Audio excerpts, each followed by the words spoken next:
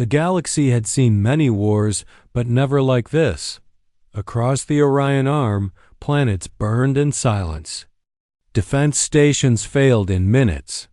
Fleets that once ruled star systems were reduced to drifting metal and fire.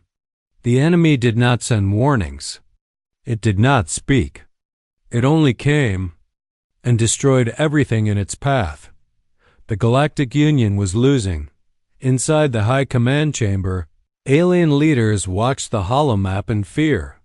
Red markers spread faster every hour. Entire civilizations were falling. No strategy worked. No weapon slowed the enemy. Admiral Karzan stood at the center, his voice shaking. "We have sent requests to every major power," he said. "No one can help us." Silence filled the room. Then one small blue marker appeared on the edge of the map. Earth. Many commanders turned away in disbelief. "Humans?" one of them asked. "They are new, weak, divided. They barely control their own system," another said. "Why waste time?" Admiral Karzan closed his eyes. He knew the truth. Earth was not powerful compared to ancient empires. Humans were not feared. They were ignored, but there was no one else left. "They survive things that destroyed others," he said quietly. "They adapt. They fight even when logic says they should not." The council argued. Time ran out. At last, the decision was made. A message was prepared, not a demand. Not an order, a request. The signal crossed space faster than any ship. It reached a small blue planet filled with noise, conflict, and life. On Earth, deep below the surface. The message was received. Human commanders read it in silence. "They want reinforcements," one officer said. Another asked, "Do they know what they are asking for?" No one answered. Earth did not reply right away. Hours passed. The Galactic Union waited. Their fleets were pushed back again. Another world went dark. Then a response arrived, short, calm, human. Request received. Reinforcements approved. No details. No numbers. No conditions. Alien leaders felt a strange mix of relief and fear. What are they sending? Someone asked. Scanners soon detected movement near Earth's system. At first, it looked like nothing special. No massive fleet. No bright energy signatures. Just dark shapes moving together. Too quiet. Too controlled. Union analysts grew nervous. "These ships do not match known human designs," one said. "They are not broadcasting ID signals," said another. The enemy fleet advanced, confident and unstoppable. Then something changed. A deep signal rolled across space. Not loud. Not fast. Just heavy. Even enemy sensors paused. The human reinforcements entered Union space. They did not take defensive positions. They did not ask for orders.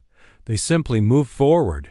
Alien crews watched in silence as the unknown human fleet passed them. The ships were scarred, old, and powerful. They looked less like machines and more like weapons that had survived too many wars. Admiral Karzan felt fear crawl through him. "These are not support units," he whispered. "These are not defenders." The enemy attacked. Human ships did not retreat. They powered up. Space itself seemed to tense. And in that moment, the galaxy realized something far too late when humans answered the call. They did not come to help. They came to end the war. The battlefield went silent.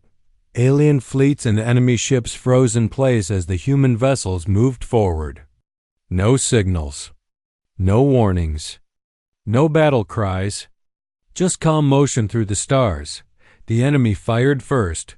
Bright beams cut across space and slammed into the front human ship. The blast was strong enough to destroy most Union cruisers, but the human ship did not break. The energy washed over its hull and faded, leaving only deep burn marks. Alien crews stared at their screens in shock. It survived. Someone whispered, The human fleet did not answer the attack right away. Instead, the ships spread out slowly like predators surrounding prey. Admiral Karzan felt uneasy. "They are studying the enemy," he said. In the middle of battle, the enemy fleet attacked again, harder this time. Missiles and plasma filled space. Then the humans responded. One human ship released a single pulse. No explosion. No bright flash. Just silence. Enemy sensors failed instantly. Their weapons shut down. Their formations collapsed into chaos. Union analysts rushed to understand what they were seeing. "That pulse was not an attack," one said. "It was a command." Human ships moved again. Small craft launched from their hulls. They were fast, dark, and almost invisible. They passed through enemy lines with ease. Moments later, enemy warships began to drift. Not destroyed. Disabled. Crew systems locked. Engines dead. Weapons offline. The enemy tried to regroup. That was their mistake. A larger human vessel moved to the front. It was massive, covered in scars and old repair marks. This ship had fought before. Many times. It powered up. Space bent around it. Alien sensors screamed warnings. Too late. A focus beam struck the enemy flagship. There was no explosion. The ship simply folded in on itself and vanished. Fear spread through the enemy fleet. They tried to retreat. Humans did not chase. They advanced. Every move was slow, controlled, certain. Admiral Karzan watched in disbelief. "They are not fighting like us," he said. "They are not trying to win." A Union officer looked at him. "Then what are they doing?" The answer came seconds later. Human ships began targeting key points. Command vessels, supply carriers, communication hubs. One by one, the enemy lost control.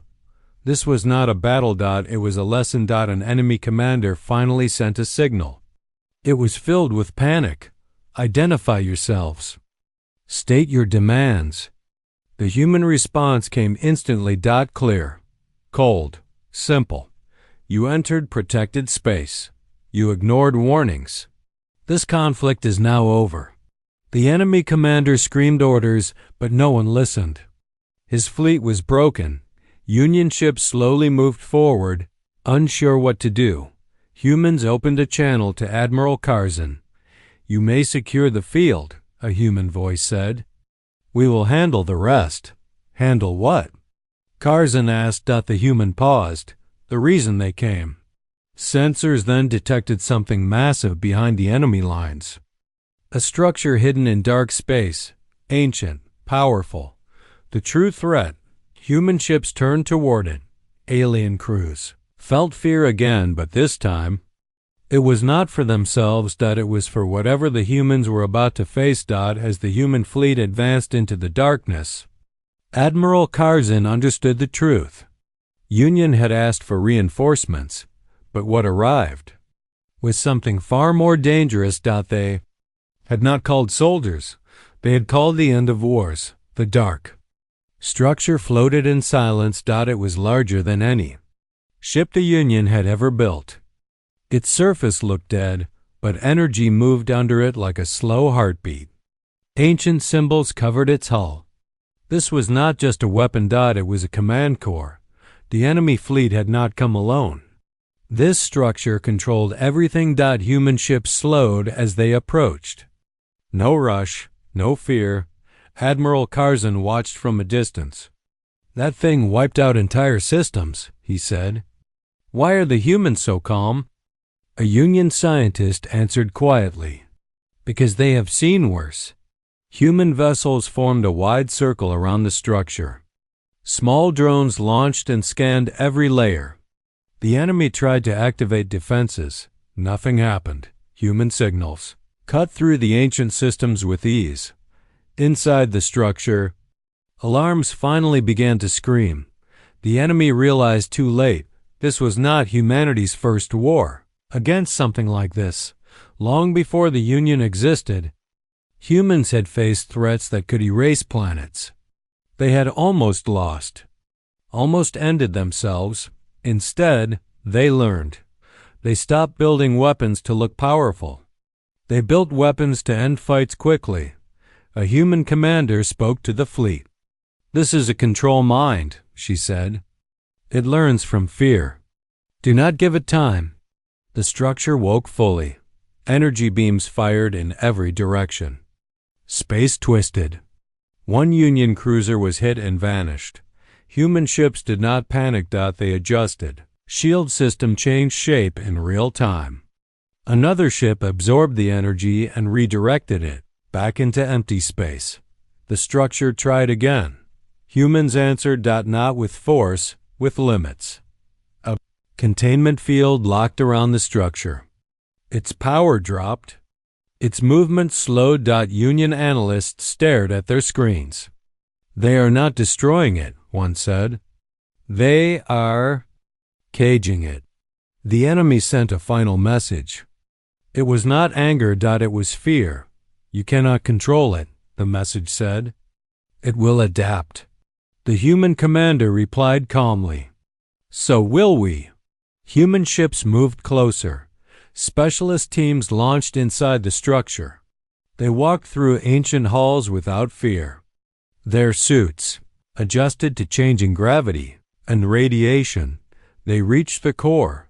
The control mind tried to speak. It showed images of dead worlds, broken fleets, screaming stars. The humans did not look away. They had seen their own world burn once. In their history, humans had almost destroyed Earth. Themselves. That was when they learned the most important role. Survival comes before pride. The control mind tried to break them. It failed. A human engineer placed a device into the core. "Lesson complete," he said. Structure went dark. Across the battlefield, enemy ships shut down at once. Without control, they were nothing. Union fleets moved in. Carefully, the war was ending. Admiral Karzan felt something new, not relief. Understanding. Humans were not feared because they were cruel. They were feared because they learned. Faster than anyone else, they remembered every mistake. They turned loss into strength. As the human fleet pulled back, Union leaders sent a message. "Why do you hide this power?" Karzan asked. The human answer was simple. "Because when fear rules, war never ends." Silence followed. The galaxy would remember this day. Not as the moment humans saved them, but as the moment everyone realized if humans ever chose to fight the galaxy, there would be no second chance. The war should have ended when the control structure went dark, but the enemy was not finished. From deep space, hidden fleets emerged. Thousands of ships, smaller, faster, and filled with rage. Without the control mind, they acted on pure instinct. They charged. Union fleets panicked. The formations broke. Admiral Karzan shouted orders, but fear moved faster than commands. Human ships did not retreat. They shifted positions, placing themselves between the enemy and the Union fleets. "This is not our fight anymore," a Union officer said. A human voice answered calmly over open channels. "It is now." The enemy attacked with everything they had. Waves of fire filled space. Human defenses absorbed the first. The second wave hit harder. One human ship took critical damage. Union crews watched in shock as it stayed in place. It should fall back. Someone shouted that the human ship held the line. Then it detonated, not in destruction, but in purpose. A controlled blast expanded outward, disabling dozens of enemy ships. The human vessel was gone, but the enemy advance stopped. Admiral Karzan lowered his head. "They sacrificed it," he whispered. A Union officer corrected him. "No, they used it." Human fleets advanced again. This time, there was no hesitation. Precision strikes hit enemy engines. Command ships vanished. Supply lines collapsed. Humans did not destroy everything. They destroyed the enemy's ability to continue. Union ships regrouped behind them. Slowly finding courage again. Follow their movements, Curzon ordered. They know what they are doing. The enemy tried one. Final tactic. They targeted civilian evacuation. Routes. Union crews froze. Humans did not. A group of human ships broke formation and rushed toward the fleeing transports. They placed themselves directly in the enemy's path. Enemy fire slammed into them. Human shields flared and cracked. Still, they did not move. A human commander spoke over open space. You will not touch them. The humans counterattacked. Not with rage. Finality. A coordinated strike hit every enemy ship, threatening civilians at the same moment. The attack was clean. Instant. Silence followed. The enemy fleet slowed. Then stopped, one by one. Their ships powered down. They surrendered. The battlefield was filled with wreckage, drifting lights and quiet. Union crews breathed again. Admiral Curzon felt something tighten in his chest. He had fought in many wars. He had never seen one ended like this. Human ships did not celebrate. They did not broadcast victory. They began repairs. They collected the damaged. They secured the area. A Union officer asked, "Why did they fight like this?" Curzon watched the human fleet in silence. "They fight to end wars," he said, "not to win them." A final message came from the enemy. It was weak, broken. "We did not know," it said. "We thought you were like the others." The human reply was short. "We were once." Human ships slowly pulled back. Union fleets followed. Changed forever. The battle that was meant to destroy. The galaxy had done the opposite. It had revealed something far more dangerous than any weapon. A species that learned from pain. A species that chose control over chaos. As the stars settled into silence, Admiral Curzon understood the truth. The galaxy was safe, not because of power, but because humanity decided to stand. The war ended without celebration. The battlefield was quiet.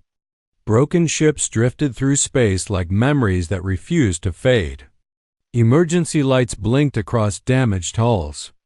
Rescue teams moved slowly, collecting survivors from both sides. Human ships stayed. They did not leave when the fighting stopped. They helped. Human crews repaired Union vessels first. They shared power. They guided damaged fleets back into safe space. No demands. No speeches. Admiral Curzon watched from the command deck. "They saved us," an officer said. "And they asked for nothing." Curzon nodded. "That is why they are dangerous." A council meeting was called soon after. Leaders from across the galaxy joined the channel. Their faces showed shock, fear, and respect. One elder spoke carefully. "Humans," he said, "you ended a war we could not. The galaxy owes you." The human representative answered calmly. "We did not come for debt," she said. "We came because you asked." Another leader asked the question everyone feared. What would have happened if we had not asked? The human did not answer right away. "When we are ignored," she said finally, "we stay quiet. When we are attacked, we survive. When we are asked, we decide." Silence followed. Union records were opened. For the first time, human war history was shared. Not all of it. Just enough. Battles humans had barely survived. Threats they had locked away. Wars they never spoke about again. The galaxy understood. Humans were not peaceful because they were weak. They were peaceful because they knew what war truly cost. As human fleets prepared to leave, Admiral Curzon sent a private message. "Will you stay?" he asked. The galaxy is safer with you here. The human answer was gentle.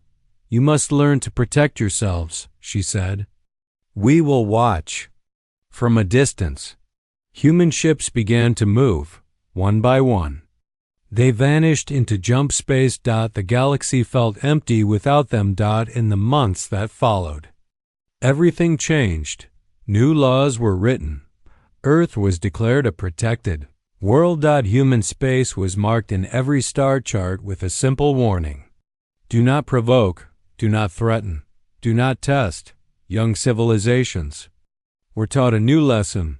Power does not shout, power waits. Admiral Carson often looked at the stars and remembered.